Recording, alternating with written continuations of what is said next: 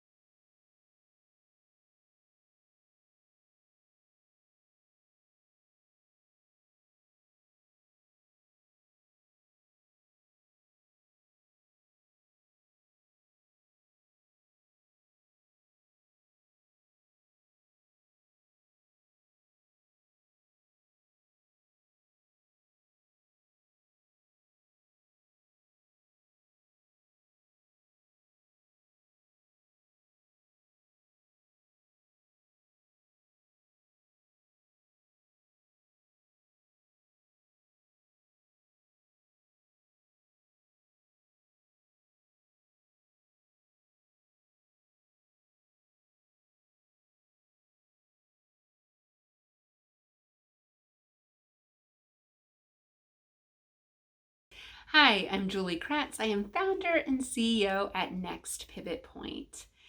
You might be wondering, what does allyship have to do with diversity and inclusion?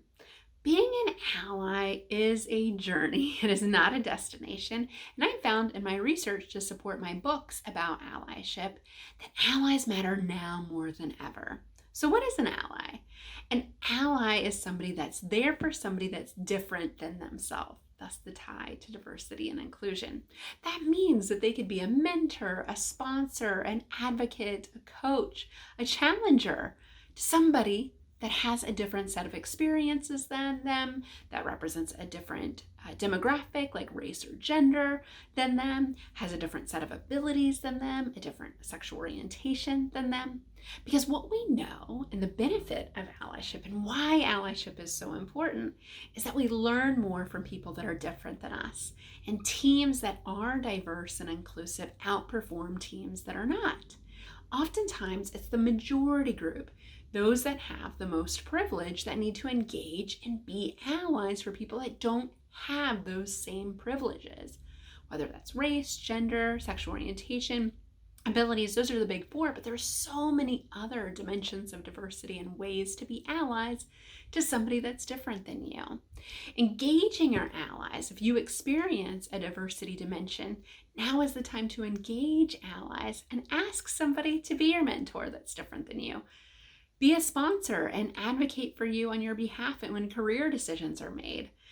Be a public advocate for you, or to help provide you constructive feedback or give you challenging assignments to grow and get better.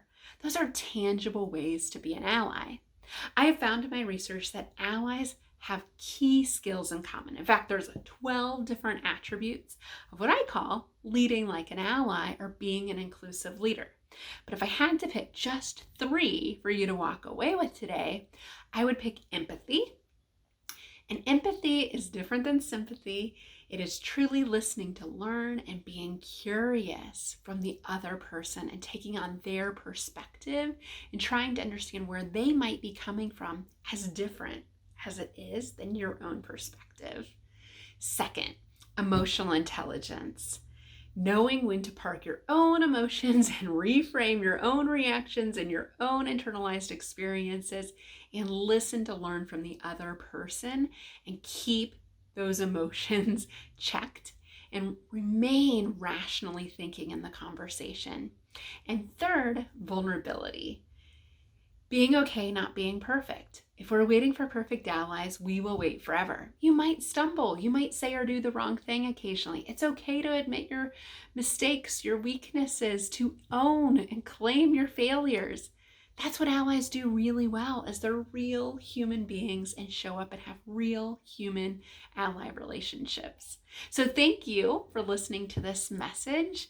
Here's to leading like an ally.